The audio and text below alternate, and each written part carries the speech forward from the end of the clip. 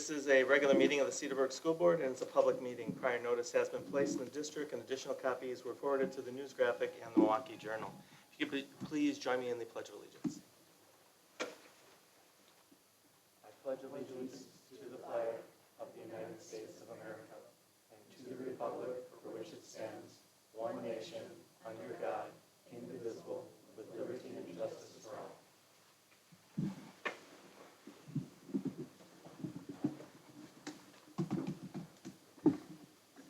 State proclamations that you did. It is. The state of Wisconsin has declared the following proclamations.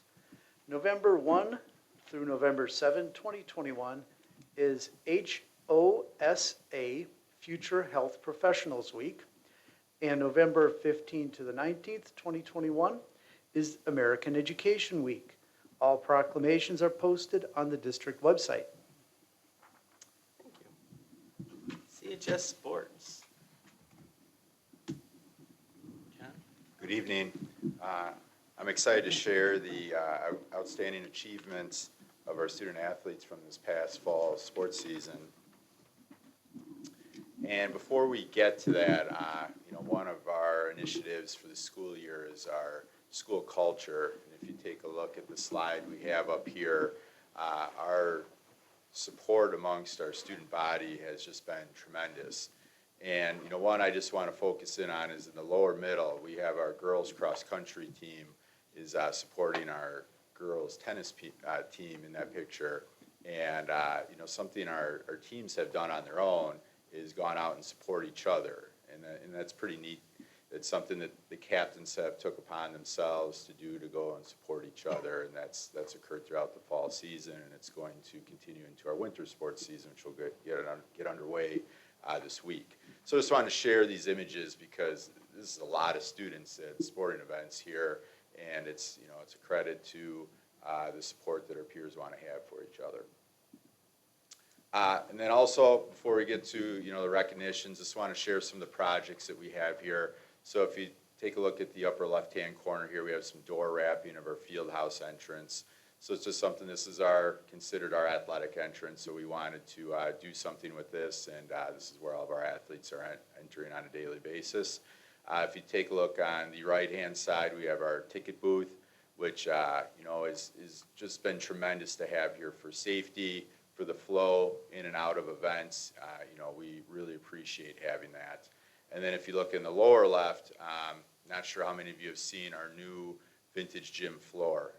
The old floor was the original floor, which is simply the life had worn out of it. Boards were coming up, nails were coming up, and there are people practicing in there right now. Volleyball had a chance to use that, basketball's in there, our dance team's in there, and obviously FIAD's using it. So we're very blessed to have that new floor, which is no different than what the Bucks play on. It's the same as our field house floor that we have, and it's great. It's got a retro look to it. And then also, I mentioned this when I spoke a few months ago here. We're working with the sports psychologist, so we're just working on our mental skills. This is Dr. Brittany Herrick here, and this is just a couple images. I could share a lot of images, but talking about leadership, goal setting, the list could go on. And this has really benefited our student athletes, and we've gotten tremendous feedback not only from our student athletes but our coaches. So this is also continuing into our winter sports season, and she's meeting with teams already with the season just getting underway. Okay. So starting off with boys cross country here, we have Ryan Severson. He was second team all conference and a state qualifier, and there's a picture here with our head coach, Rick Wagner, who does a great job, and he's a business teacher. Then moving on to girls cross country, we had Caitlin O'Neill, who was first team all conference. She was a state qualifier, and we had Peyton Wetzel, who was second team all conference, and Anela Kotarski, who was honorable mention. And this is something you see in this picture here. You'll see a couple of pictures like this. We do a state send-off where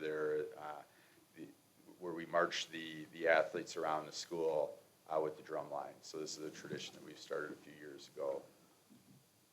And then we have boys volleyball. They were North Shore Conference champions for the fourth year in a row. which is quite impressive. So there's a picture of them after they won conference at home there. And you see that Philip, Ryan, and Braden were all first team all conference. Jimmy Fitzpatrick was second team. Phineas Wiley was honorable mention, as was John Betts. And then girls golf was North Shore Conference champions again for the fourth year in a row, and they also qualified for team for the fourth year in a row. Okay, and you see a similar picture there. We also hand out to all of our student athletes that T-shirt that you see in the picture there for qualifying for state. So Kate Bogenschutz was North Shore Conference Player of the Year. She is just a tremendous talent. And then we also had Cassidy Fish, who was first team. Megan was third team. Madison, second team all conference. Hope Kittle was third team, and Ava was third team too. And then girls volleyball, I think we have a proud mom up front here. They were North Shore Conference champions. They had a great season, and they bowed out to a team that qualified for state, so they had a tough out, and they played very well. Aspen Jankowski was first team all conference. Emma Gruenberg was first team also. Autumn Dowdy was second team, and Jay Fitting was second team all conference. And then our football team qualified for the playoffs, and you see up at the top there, they earned Team Academic All-State Award, so that's truly putting the student and student athlete, which is a credit to the team, and in the work they're doing off the field. Danny Taraboy is first team all conference and all region. Jack Zavorka is first team all conference. Connor Roloff is first team all conference and all region. Ryan Schrader is honorable mention and all region. And Frank Brezovar is second team all conference. And Lauren Van Ness is second team all conference. And Matt Glad is honorable mention. And then boys soccer, as you can see up there, there's a picture of them with the plaque as they were regional champs, so they had a very nice season. And Teddy Jabot was first team all conference, as was Matt Doman. And Andrew Moyler was also first team all conference. And then Henry and Griffin were honorable mention. And this might be my favorite picture here of our head coach jumping in the pool. This is a tradition when you win conference. And that's not a typo up there. They have won conference for now the 11th year in a row. And our swim program is just a tremendous success. And that is a credit to Ahmed. If you've met Ahmed, he is just outstanding in every which way. So all those ladies are state qualifiers, and Grace Drabot, she placed second in a few events at state. And then girls tennis, they were sectional runner-up, and Ava Andre was a state qualifier, as was Carly O'Leary and Zoe Larson. And there's a picture of them for when they qualified for state. So we had a lot of individuals and teams qualifying for state. So we had a lot of parades this fall around school here. Okay, so you heard the drum line a lot. So we had 4 teams that were conference champions. And our record, which we've tied twice in the last 3 years here, is 5. So we're doing well. And that's not how we measure success around here. You know, we want to have a positive experience. We want to have high participation, which we're also doing well. So that concludes the recognitions. I don't know if anyone has any questions. No, impressive. Congratulations. Yeah, thank you. Thank you very much.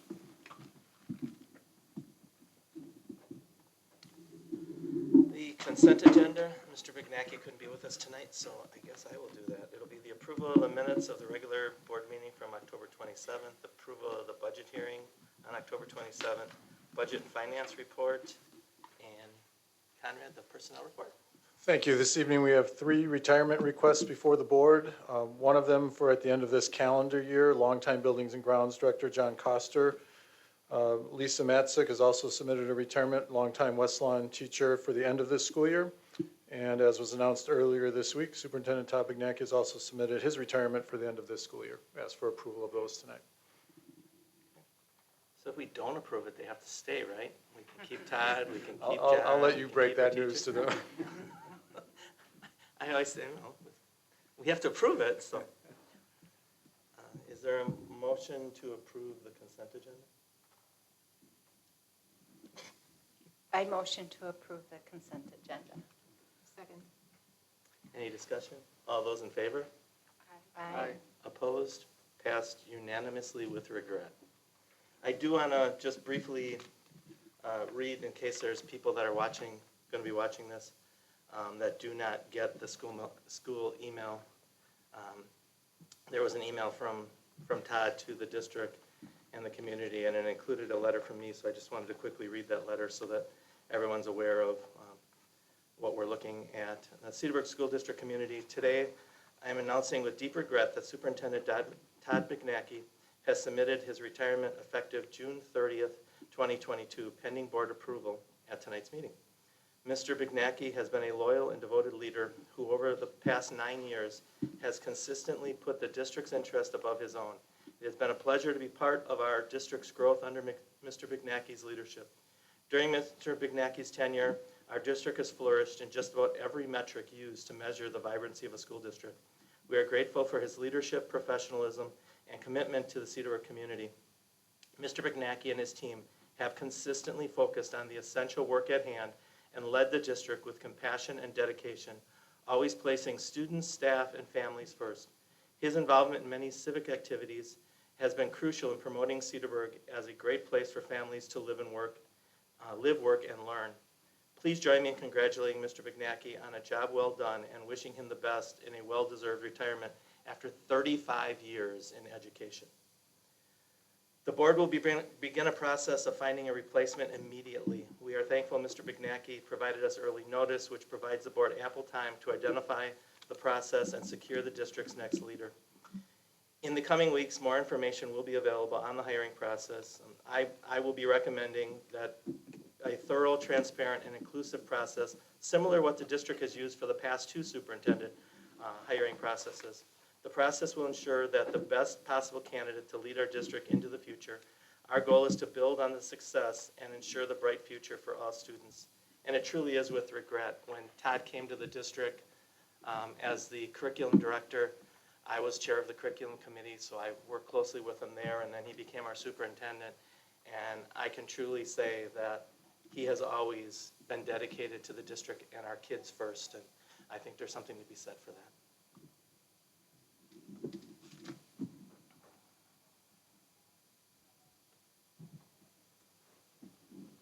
Superintendent notes, school year update. I think, Ted, you're going to handle that for Todd, right? I will take that tonight. And the first slide is a group of our Smiling Elementary School students. And they have been part of a service learning project for Veterans Day. As you can see, they're celebrating. Students and staff donated money over the course of a week to send a veteran on an honor flight. Collectively, our elementary schools raised over $3,700, which will pay for at least 6 veteran honor flights. So that's a wonderful project and a wonderful outcome for not only our students, but our veterans. So awesome there. This is on our website, and just kind of highlighting our measured mitigation strategies and our CSD data dashboard. Those are available and all can access that. Safety practices and health protocols, health screenings, testing, safe facilities, and daily operations.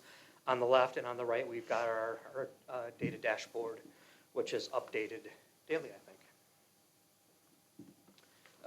This is a image of our mitigation and instructional continuum for the 21-22 school year. We continue to, which is on the website, we continue to update our information and data on our dashboard on a regular basis. So check in and tune into that. Mitigation instructional continuum provides necessary guidance to adjust practices accordingly, which Superintendent Bignacki updates us, the board, and administration regularly on that. The board had asked us to report back on the lens and streaming options as it was working. As of Monday, we only have 3 classes where the lens is activated for isolated or self-quarantining students at the elementary level, so at a very limited number and level right now. When students are participating, they are marked present. Parents and teachers appreciate the option. We've got a lot of good feedback on that, which makes it very seamless when the students return to the classroom. So it's been a very positive thing for all involved. And then Superintendent Bignacki's been over there looking and observing to make sure that as we have talked, it is going as it should be.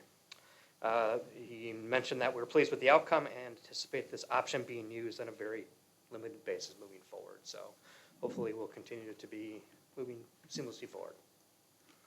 Okay. Any questions for me? All right. And as always, you can access all the information on the website. Everything we do and talk about is available to the public on our website. Okay. And next I have our Director of Technology and Assessment, Kirsten Collins, who will be reporting out on the school district report card. Good evening.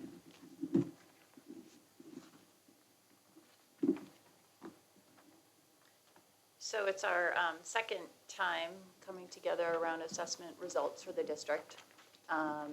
This is all grounded in our work with the strategic plan in the area of the pillar of student engagement and development, where we have a district goal of increasing student achievement for all students while closing gaps for subgroups. So in September, we talked about how our students and our learning fared through the pandemic and went through individual state assessment and district assessment results. So this is part 2, and this is our state and district report cards from the DPI, which is based on the assessment results and all kinds of other data points that are collected. And then our third piece that you'll see between now, like December and April, are the reports from the schools. And they will be reporting out on their data and their SLOs and their goals. So it'll kind of pull it full circle again now down to the school level. So right now what we'll do is we'll do a little walk through the report cards, talk about an overview of the accountability, and then the anatomy of the report cards, and then just kind of do a quick overview of the report cards. So if at any time you have any questions, feel free to stop me. Also, afterwards, if there are questions, feel free to send them along. I created a wonderful packet for you. So in the past, we had our report cards a short version and a detailed version. As you'll see, there's a continuous improvement cycle here with their state report cards. They are continually being upgraded or updated and refined to get the best data that we can and the most accurate picture of progress in our schools. And so a lot of changes this year, but you have a packet with a district and a report card for each school. And we'll just do a quick overview, hit some high points, and then take any questions. So far, any questions? We're good? Good. So there is a report card at a glance that you can refer to when you're doing your bedtime reading with this packet. So first of all, the purpose of state and district report cards, it's multi-purpose. So first, to have an equal measure figuring out the effectiveness and evaluating the effectiveness of our schools in Wisconsin. Our report cards and its metrics also hold our schools and districts accountable for educating and preparing all of our students. The report cards satisfy both state and federal reporting requirements. And then for our district purposes, we really do use them and the data that is brought forth with them to identify areas of strength that we can build upon and deepen. What are we doing well? How do we replicate that in maybe another school or in a different grade level or area? And then also pinpoint areas that we need improvement. Historically, these report cards started in the school year of 2011-12. At that time, there wasn't a district report card, just school report cards. And it's been this continuous improvement of these metrics over the years. So we're in year 9. In those 9 years, there were 2 years that the report cards did not exist. One when we were switching assessments from the Badger exam to the Forward exam. And then the year before last, when we shut down in March prior to state testing. So we weren't able to administer the Forward exam, therefore no test results. But what we do have is what's called, I just lost the word, skip growth. What's it called, John? 2 years of growth that we are accounting for, because we had our assessments from 2018-19. We did not have assessments in 19-20, but we do have assessments now. So we are accounting for the growth over that time, that 2-year period. So, this is John Scheel. John Scheel is our district data and assessment coordinator. He is responsible for that wonderful COVID dashboard. That's his handiwork. We couldn't do this without him. We could not do any of this report card work because John coordinates with all of the school assessment coordinators, all the assessments, and then the data that is collected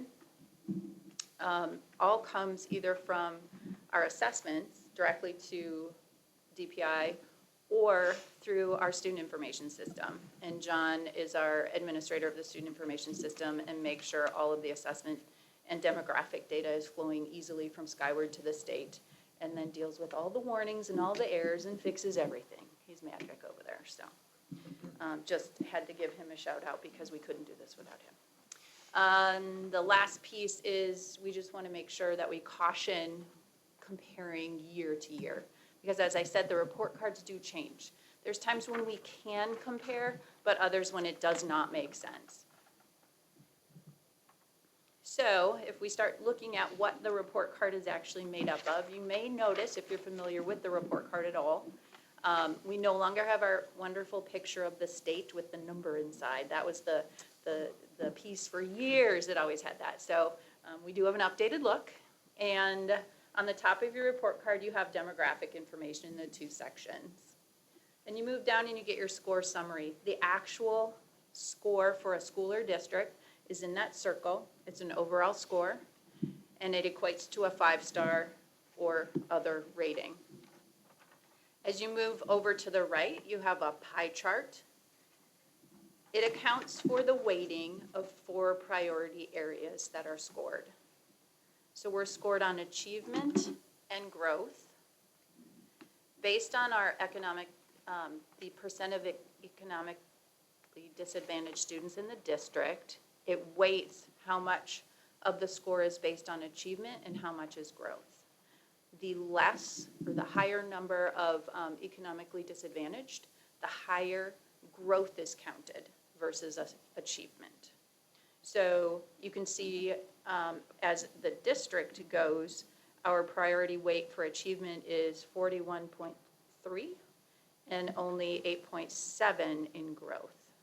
You'll see that vary between each of our schools then, because our metrics are different at each school, our percentages. So then we have something new that contributes to the score. It's our target group outcomes. And this is an effort by the state to really work on that volatility of the school report cards. There were many years that we had an asterisk that we said, yeah, this isn't typical and we don't agree with this representing our school's performance or our district performance. And that happened because we were working with subgroups.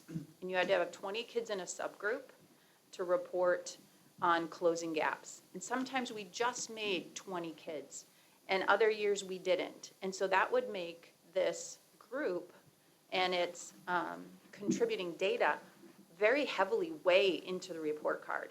Where if you had a larger district that had lots of students in those groups, that performance in that group would be a little more stable, where ours, being it's a very small group, wasn't as stable. So you could see our report card scores fluctuate. If we were being compared to a smaller district that couldn't get that small group, they didn't even have to report in those closing gap areas. So it was really seen as an unfair metric. So now we're working with target groups. A target group is the lowest 25% of students in the school and or grade. So it's based on a percentile of how students performed in the year prior, and we take the bottom 25%, and that's our target group. For a district like us, in that target group, we may have students who are proficient. And that's just the demographic that we have. It's our lowest quartile of students. So it really helps give a better picture of how we're performing as a district and as our school. So we're really pleased with the changes that have been made. We have been able to influence in our input what these report cards look like now. We work closely with a CISA consultant who also gives our input, and John attends our DAC meetings at CISA all the time, every month, and provides input there too. So very happy with the changes that have happened. So the last piece is on track to graduation, and that really hasn't changed. So that's your 4 areas, the priority areas that get scored. And so you'll see this main front page has all of those details. As you page into the report cards, each priority area is broken down. I'm not going to get into those details tonight, but if you have any questions about any of those areas or what any of the areas mean, feel free to reach out and we can talk about it. Some of the interesting pieces that I like to look at the top of each priority area, there is a statement. If you look on page 2 at the top of achievement in the district, actually I'm looking at Parkview right now, I must be out of order. This school's score was the same or higher than 99% of K-5 schools in the state. So it's fun to see those. Can you repeat that? Parkview's achievement score was the same or higher than 99% of K-5 schools in the state. Yes, that's exactly what it said. That's impressive. So those are the things that when you dig into the details, there's some really good points of pride here and work that's been done over the last few years. Our data on these report cards, some are just from 1 year, some is from averages of 3 years of data, and others lags a little bit. Our attendance is from a year prior. So with that, when you page through even further in the district and the high school report, you'll get some course and program data on what our post-secondary or options and career and technical ed and AP data look like. So with that being long-winded, we'll get into the report cards. This is an overview.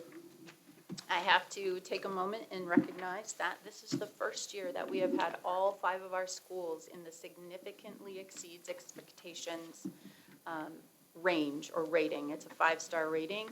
We have had each one of our schools there, but not all 5 of them at the same time. And it's a really, really impressive result.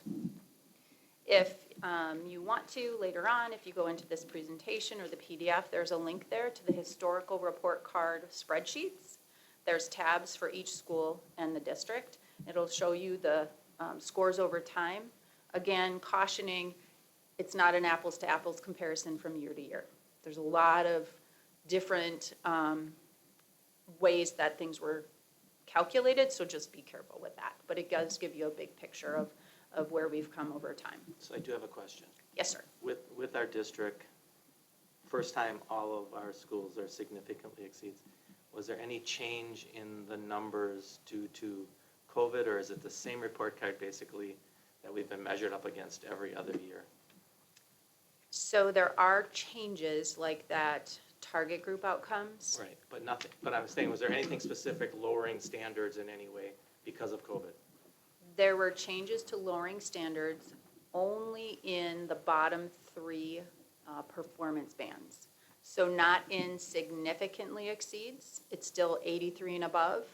Exceeds is still the same performance band, the cut scores, but the others were lowered some. Okay, but not where we scored? Not where we scored. So it's obviously it changes a little each year, but it's as close to apples and apples as we could get with previous years. Yes. Even with our kids not being in the classroom. Yes. And challenges we've had the last couple of years. Yes, Awesome. and if you were able to see the Milwaukee Journal Sentinel article, they did report that, I think it went from 80, I have it down here somewhere. I think it's 87% of our schools met, in the state, met or exceeded expectations in 2018-19. This past year, only 72% of the schools in the state met or exceeded expectations. So in general, the schools in the state less met expectations in that time, where we held our own and had gains. Yeah. So the district, our overall score is 89.9. You can see the priority weight areas there. When you look at the district a little closer, our scores, this is the highest district score that we've had in history. It's the third highest score in the state for a K-12 district. If you exclude, if you look at schools with 1,000 or more students, we're number 2. So who beat us? Whitefish Bay, They beat us before. yes, yes. And then after us is Elmbrook. Kohler is also higher, but they have less than 1,000 students. So I think Kohler's number 1, Whitefish Bay, then us out of all the K-12 districts in the state. So the target group outcome significantly higher than that closing the gaps measure that was previously used. And we saw a significant increase in student growth from 79.3 out of 100 points to 92.5. And all of our 5 schools had that significantly exceed expectations rating. So I know you always look at these numbers. In county, who's the next closest to us? Mequon. And what are they at? Oh, they are significantly exceeds. I don't remember the number though. Okay. Yeah, they're all of them are above 85, I believe. Thank you. Yep. So No competition on our part. No competition. In our elementary schools, Parkview scored 89.3. And if you just pay attention to that little sliver of growth, you'll see how that changes between our 3 elementary schools, how that priority weight area changes. So Parkview had very high achievement in ELA and math. Their student growth in math went from 81.2 to 86.9 in 1 year. We had 84.3% of our students proficient or advanced in math. So in elementary school, our students that take the forward exam are our 3rd, 4th, and 5th graders. So it's the 3 years of students. An area of growth for Parkview has been set as ELA growth. And our target group outcomes is an area of focus. So we are closely identifying the students in that lowest 25 percentile and saying what are their needs and how can we help? What does that look like? What are we using as far as like the benchmark? Are we using the MAPS test scores? This or- is all state assessments. It's all state assessment? Yep. Does it, so the MAPS doesn't factor into this at all? So MAP does not, it doesn't come into any of the calculations. We use the MAP assessment. Right. It has a crosswalk to anticipated forward scores. So our district periodic assessments actually help inform us of predicted performance and where students have needs. And so we can target and provide interventions in those areas. It all aligns and then Sure. works for better performance here too. Are you going to be making a report on the MAPS scores at some point too? Yep, I so- always forget when that is. Yep, we did in the fall a little bit of that of last year, but we'll do that again either summer or fall. Depends on what the board agenda always looks like, Sure. where it fits, and when the data comes back. So, Okay, thank you. yep. So Thorson's overall score is 87.1. Growth contributes to their overall score with only 5%. This is their highest school score in report card history. Again, that target group outcome, providing a significant more number of points than that closing gap score and getting us a better picture of performance. They have seen a significant increase in student growth from from 51.7 to 69.8, and that's the overall score. If you go into that growth area, you can see actually the individual ELA and math. The increase in percent proficient and advanced in math rose 15 points. So we're seeing great increases in our math proficiency in our elementary schools in 1 year's time. Well, it's 2 years, but 1 year of report card. And an area of focus for them, again, is that target group. Each year that target group changes because it's based on the performance from the last year of assessments, the lowest 25%. Westlawn's overall score is an 88.2. Their growth is 13.6% of their priority weighted areas. It's also their highest school score in report card history. Same thing again, the target group outcome does a better job of describing our performance. An increase in math achievement, an increase in percent proficient and advanced in math and in ELA. Really focusing in on that target group. At Webster, we have 86.8. 8.7% growth and that 41.3% achievement. That's closer to what the overall district percentages are. At Webster, it's their highest school score. They've seen a significant increase in school growth. Notice the growth in math. They received 100 out of 100 points in math growth. Very impressive. ELA growth is an area of focus for them, as are the target groups.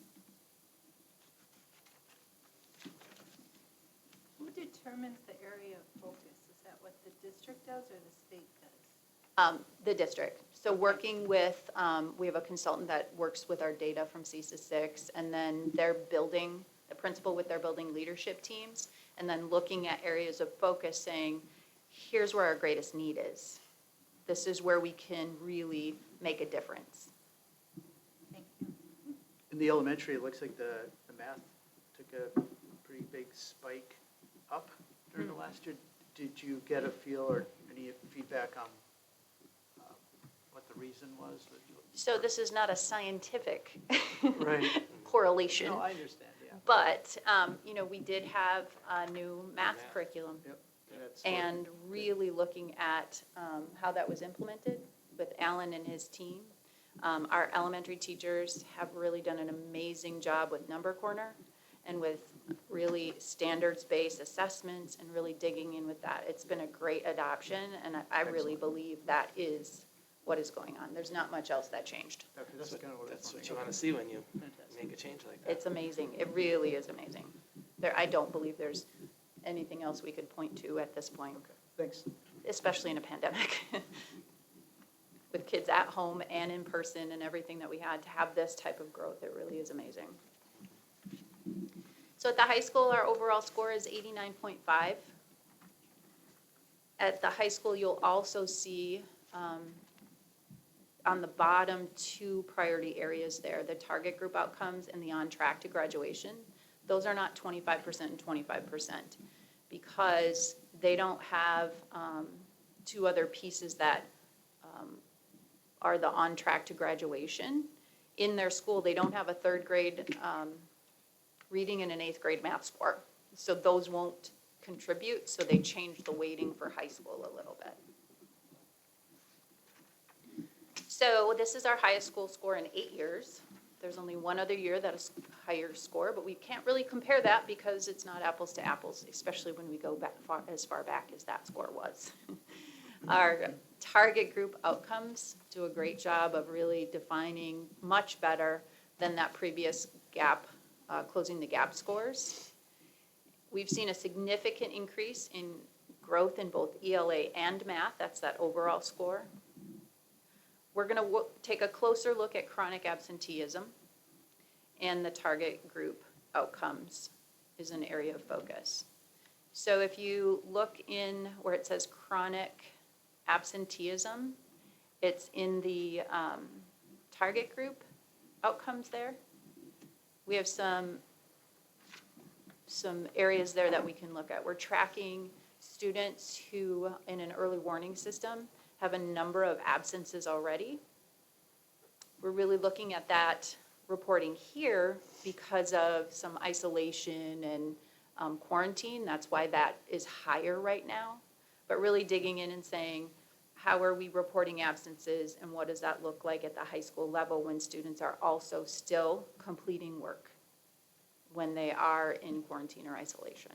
So making sure all those absences are really tightly and accurately recorded.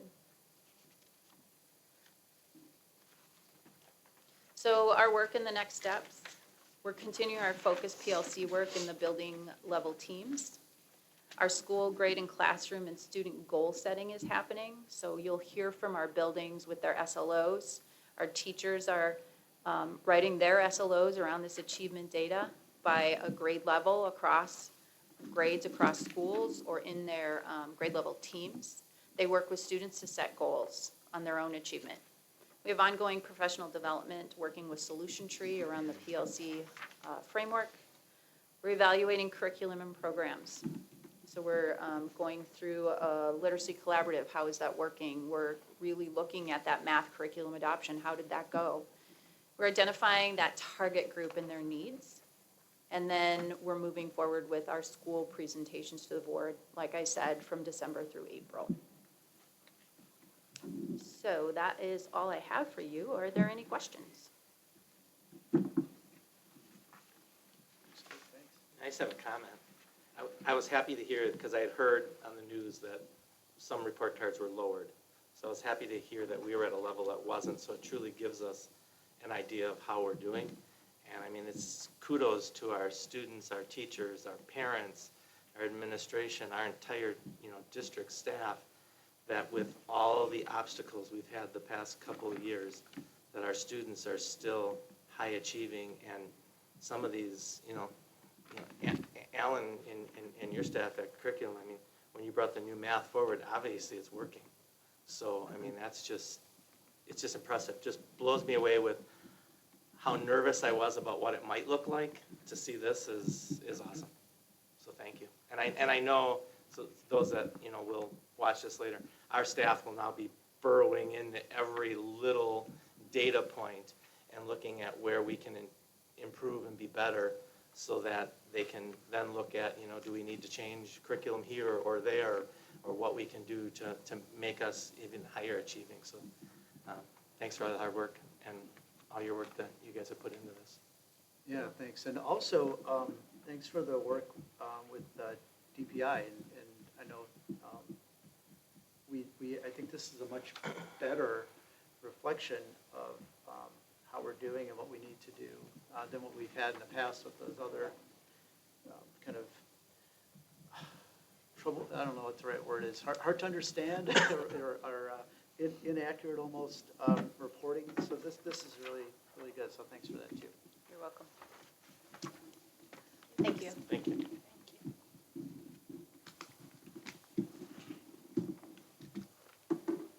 Next is public comment. Is there anyone wishing to speak? I know we had one person sign up.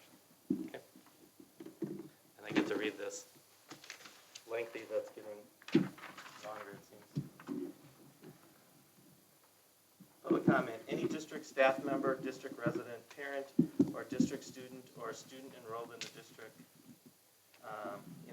may comment during the public comment portion of the meeting per board policy 0167.3. For this meeting, the community may address the board during the public comment section of the meeting regarding agenda items and section 6 regarding only A through D. These items include district safety drills, 2022-23 school calendar, policy update, and donations. Individuals making comments are not immune from liability during public comment and can be held liable for defamation or false claims. In the past, the State Attorney General issued guidance on how government bodies, such as school boards, should conduct the public comment portion of their meeting.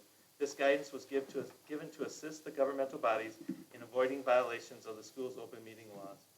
In essence, the open meetings law guidance is that unless a topic brought forward to the board is publicly noticed, no significant discussion can be held on that item. Instead, the topic may be listed on an item of a future meeting agenda whereby discussion could be held. The reason for this Attorney General guidance is to ensure that all interested parties have equal opportunity and advance notice to participate in the discussion with the full school board. Per policy 101673, the board has the authority to determine if public comment may be taken and if allowed, on what portion of the agenda comments may be received. For tonight's meetings, the items listed on the agenda under Section 6 recommendations A through D, open dialogue may occur between the individuals from the public and the board members.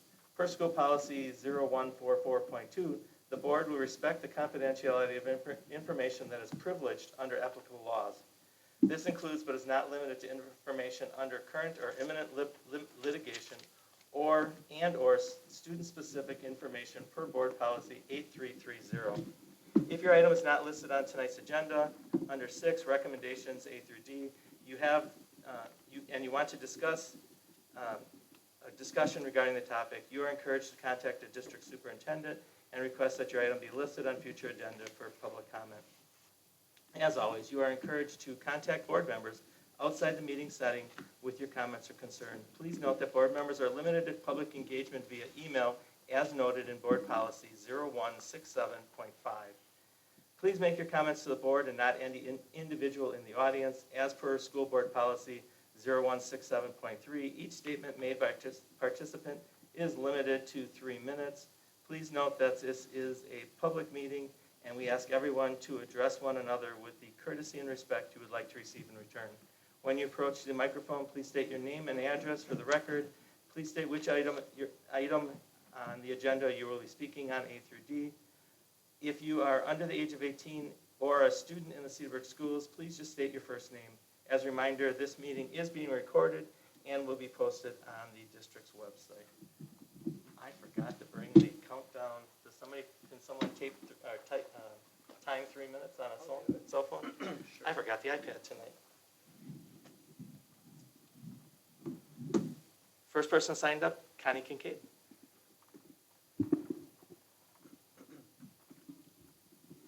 I have my phone handy as well, if you need that. Otherwise, I'll go ahead and start. Oh, I think Dave's got one here. Okay. Yeah, it's going. Okay. It starts when she starts talking. Oh, I thought she. Yep, after she states her name and address. Connie Kincaid, N75W7255 Linden Street, Cedarburg. My intent is to speak on policy number 0167.3, public comment, and share input regarding policy number 1662, employee anti-harassment.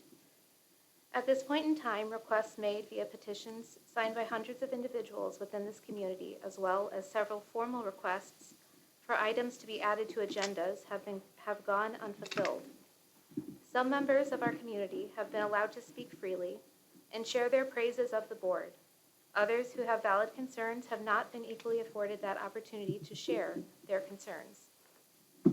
I ask the board, what assurance can you give that requests that have been made known to you both informally as well as formally be included on future agendas? Telling community members to attend listening sessions and hope that their input is heard and taken into consideration and added to agendas when that has not happened thus far does not make sense. Reinstate the original language and follow through with providing agendas that accurately reflect the needs of the district and afford without unnecessary restriction community input. As a parent, voter, and active CSD volunteer with a vested interest in the success of our students and staff, I'm requesting that this board reinstate the language that allows the public to speak on any item within your jurisdiction. Regarding the proposed changes to policy 1662, employee anti-harassment, there is a recommendation that the following language be removed from this policy. Quote, harassment also includes quote-unquote hate speech, the use of language, behavior, or images, symbols that express prejudice against a particular group or groups on the basis of any protected characteristics.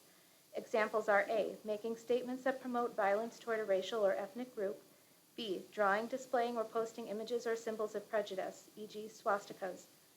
There is nothing ambiguous about the connotations a swastika has. Do not remove this portion of the policy. The examples that are listed are relevant and offer additional clarification on actions and images that are harmful. In short, reinstate the language of policy 0167.3 and do not remove the definition and examples of hate speech from policy 1662. May I ask how much time I have remaining? 38 seconds. I would like to add, I would love to be able to comment on the district report card, but the way this agenda is, I'm not allowed to, based on the wording that you have from what you all voted on last time around. I'm a Parkview parent with a very high achieving student. I have an understanding of IEPs, and I would love to be able to share my input, but I cannot, based on the way you've worded the agendas. Thank you for your consideration. Thank you. It's the only person that signed up. Is there other people wishing to speak?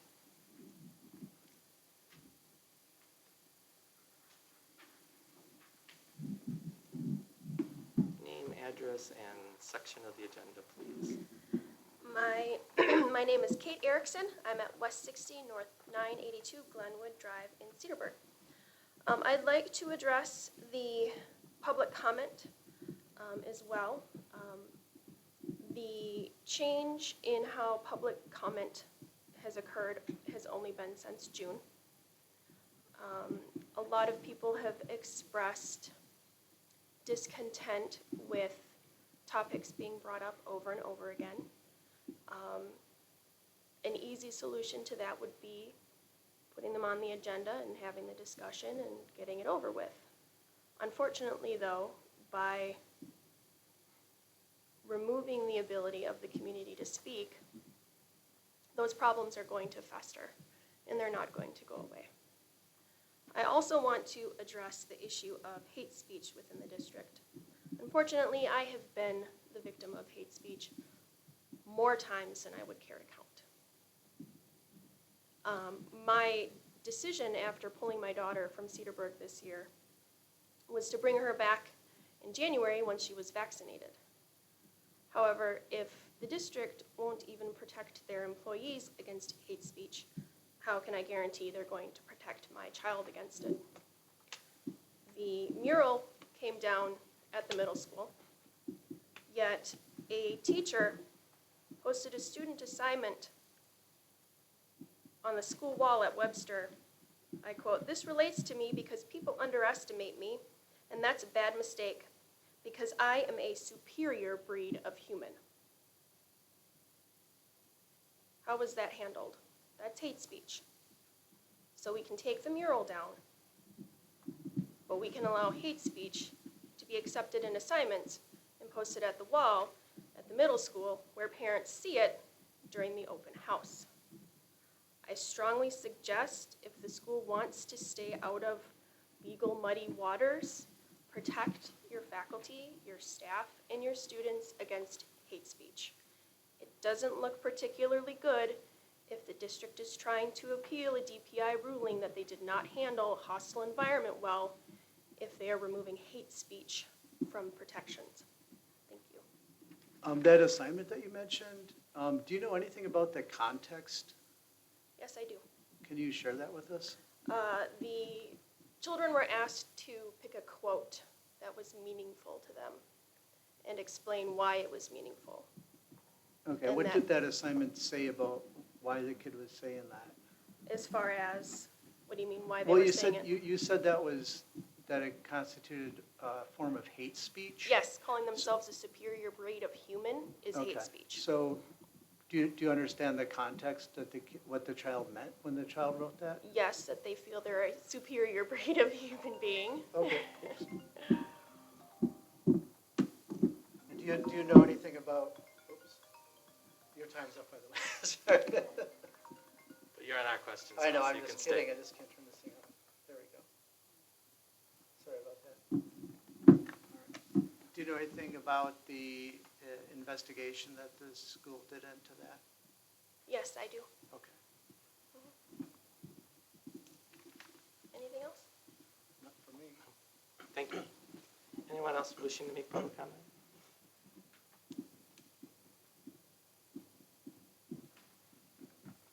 Please state your name and address, and the part of the agenda you're going to speak on. Sure. Erica Turner, W66N732 Madison. And the public comment portion, I'm a little confused. Obviously did not intend to speak tonight. I didn't sign up. But I've spent a year trying to talk to you, the board, in email, in public comment, and you refuse to say anything to me, and you'd say that you can't speak, you can't, but then you can ask questions and drill in when other people come up to speak. So I guess I'd like to know for the public comment, which thing is true?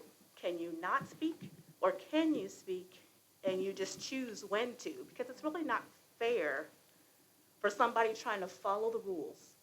I try to follow all the rules, and you say nothing to me, but you can like engage in all kinds of questions with other people. Is it the topics? I don't understand. If it's on the agenda, and they're making comment on agenda topics tonight. So she was addressing something that she felt was hate speech, which has to do with a policy that the board is voting on tonight. So because that comment was directly related to the policy, the board can engage. They don't have to, but they can engage. And So- you've had portions about curriculum, and I've come up to ask you questions about what the culture of value means, or the community of culture of value, that it was on the agenda. You know, that there were questions that I asked that were on the agenda, just to silence. So I just, as we overall talk about community and what community is, I would like for you all to see how you address people differently. I think you should just see that. I don't know if it's not obvious to you, but it's obvious to me. Are you talking about in person or on email or? In email is a whole nother thing, but in person, you know, really trying to follow the rules. There was one about curriculum. I asked you what it meant. You say the values of the community. What community? Who are you talking about? Whose values? How do you decide? Nobody said anything, and I asked if you were going to speak about it. Well, it'll probably get addressed later. Okay. It's all on tape, right? So you can go back and look at the live stream. You really should, if you truly care, don't say that you care about it if you don't, and if you do, then you should listen.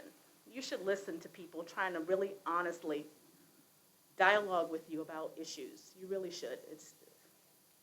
Thank you. Anyone else wishing to speak? Anyone else? Hearing none, we'll move on in the agenda.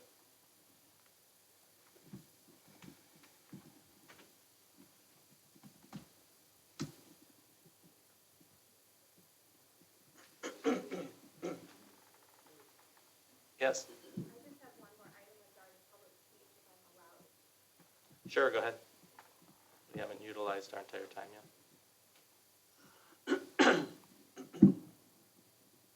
On an agenda item? I'm sorry? On an agenda item? Yes. Okay. Yep. I usually take quite a bit of time to prepare, and this thought came to me as I drove here this evening at Connie Kincaid, Cedarburg. I use an app for my for recording and find it very helpful. So I hope you won't mind. This isn't perfect, but I wanted to acknowledge something that I appreciate about the board and the administration of CSD.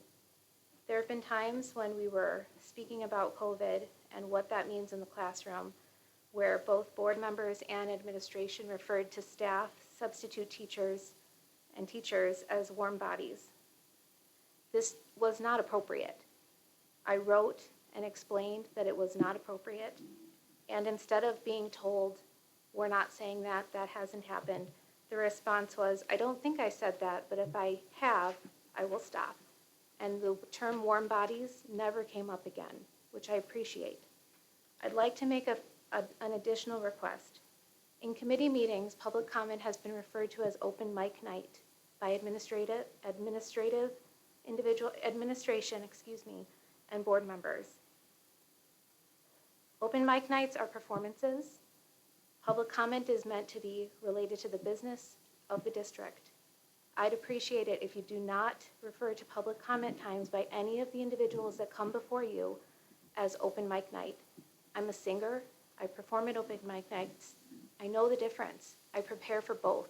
One is to give joy, pleasure, all of that. The other is to come before you and speak about things that are relevant to this district.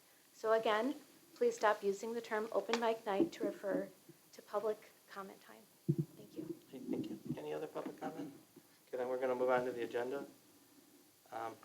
Board may review the district school safety drill. No vote is needed. This is just to have the board review those. Act 143 requires that the district submit those to the school board.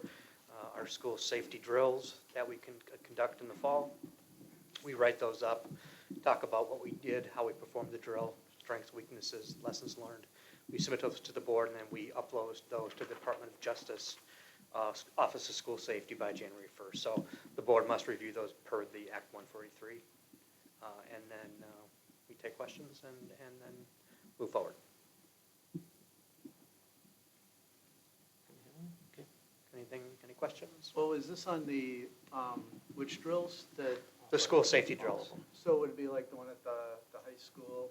Correct. Anything that would involve violent intruder response types of things, soft lockdowns, hard lockdowns, things like that. Students, any type of training we do to help students learn strategies, precautions, things like that, and then put those into practice in a kind of a drill format. I understand the high school anyway got some feedback from some parents on how to improve how we're doing it. Are you aware of that at all? The high school, the sweep. Casey's working on it. Yeah. Casey's working So on they're it. working on, Yep, okay, good. yep, absolutely. Great, thank you. Anything else on that? Thank you. School calendar, we need to take action on. Conrad? Every year about this time, we bring the proposed calendar for the following year to the board so that we can get it approved as early as possible so people can start their planning.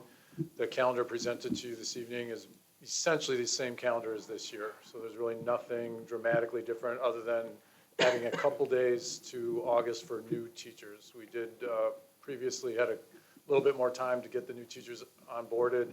A lot of stuff that they need to learn coming new to the district, and so we just felt having a couple more days was a reasonable thing to ask for them for that first year that they're working with us. Other than that, really no changes. The timing of the breaks are similar. The number of school days are the same. Cushion for canceled days is the same as this year. So we'd ask that the board approve that calendar this evening. Is there a motion to approve the 2022-2023 calendar? I'll make that motion. I'll second. Motion discussion, or second, any discussion? If no discussion, all those in favor? Aye. Opposed? Passed unanimously. Thank you. Thank you. Takes us on item C, the list of policies. Dave, do you have any comment to make on any of that before we? I might, but I think Ted wanted. Yep, I'm just here tonight to introduce the items under C, the policies that need approval. We reviewed on November 10th at the policy committee. All right, thanks. So I do want to just address two things that I've heard that kind of were floating around on social media. First of all, on policy 0167.3, the public comment, that's really not a change. None of the policies actually changed. What we did is just clarified some of the language because there was some confusion. So the policy itself is not changing as far as when public comment is allowed. And it's just, there were just some ways to clarify the language in the policy because some people, I guess, were confused about it. And then on the employee discrimination issue, I saw some, or heard, actually, I didn't see it, I heard that there was some conversation that the board was deleting hate speech as a prohibition in its policy, and that's also not what's happening. What happened, again, that part of the policy itself hasn't really changed. There was a proposal that we considered adding the words hate speech. It was determined in our policy committee meeting that it was redundant because the protections that were are provided under the anti-discrimination policies and anti-bullying policies covered everything, and we wanted to be careful with redundant language or language that was subjective or undefinable. So we did not adopt that change, or we recommended not adopting that change. And the proposals that, or the policies that you see here, they were recommended 3-0 to be forwarded to the full board for approval. I have a question on that, just because I was unable to make the meeting because I was out of town. By not having that language, the purpose we hired Neola is to make sure that we meet all state and federal Correct. regulations and guidelines. Without having that language in there, I know Richard was at the meeting, we're fine, we're not violating any state or federal law. Correct. By not having it. Correct, yeah, I understand that the language was there as a proposed addition if we wanted to do so, because another school district had done it, but it wasn't needed, it wasn't necessary, and so it was there as if we wanted to, there it is, but he did confirm that, yep, everything's according to the federal regs and everything, yep, federal law. So is there any policies that anyone wants pulled out? Otherwise, I will take a motion to approve them as a whole, unless someone wants something pulled out for some reason. Otherwise, I'll take a motion. I'll move for approval of the policies, All as presented. policies presented here, yep. Okay. Is there a second? Second. Any discussion? All those in favor? Aye. Opposed? Passed unanimously. Board may take action on donations. Todd's not here, I guess I get to read these. Board may take action regarding donation of a steel and Tiffany stained glass mobile sculpture by artist Marion Yank, valued at $20,000 from the Cedarburg Education Foundation. The artwork will be on display permanently at Cedarburg High School. The board may take action regarding the donation of $5,000 from the Kane family. The donation will be used to purchase new swim blocks for the CHS swim program. The board may also take action regarding a donation of $5,603 from the Greater Milwaukee Foundation. The donation will be used for CHS swim program. As per board policy, any item over $500 in value has to be voted on by the board. Is there a motion to approve the donations? I'll move to approve the donations. I'll second that. Any discussion? All those in favor? Aye. Aye. Those against? Passed unanimously. So that brings the total donations board approval in November of $30,603, and the total to date for the board, approved by the board for the 2021-2022 school year of $47,950.29, and that's the ones that are just over 500.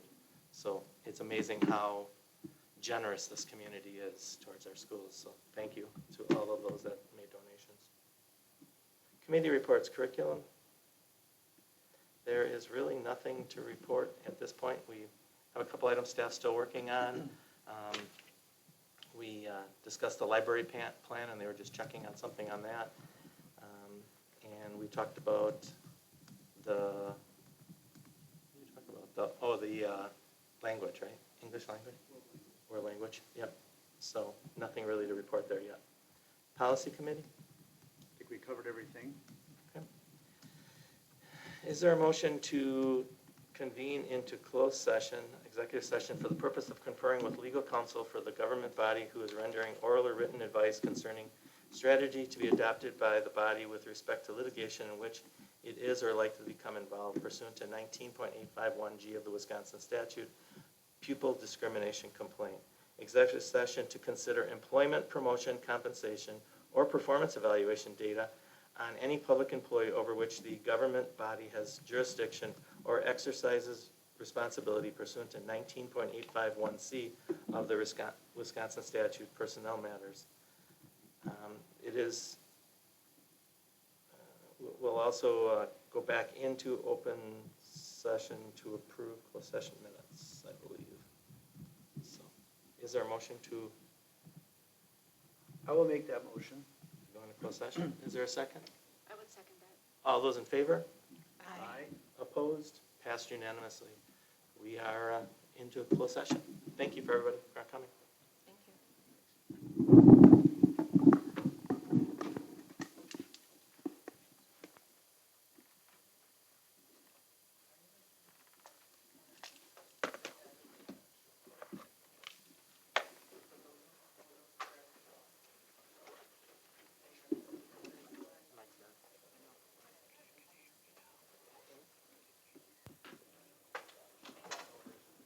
I love it.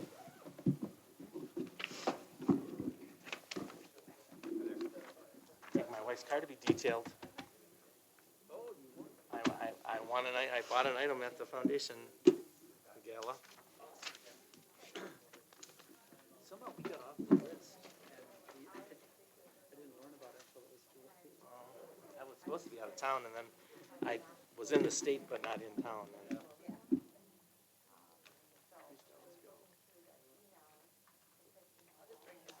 Can you bring it to us? Okay. Let's go.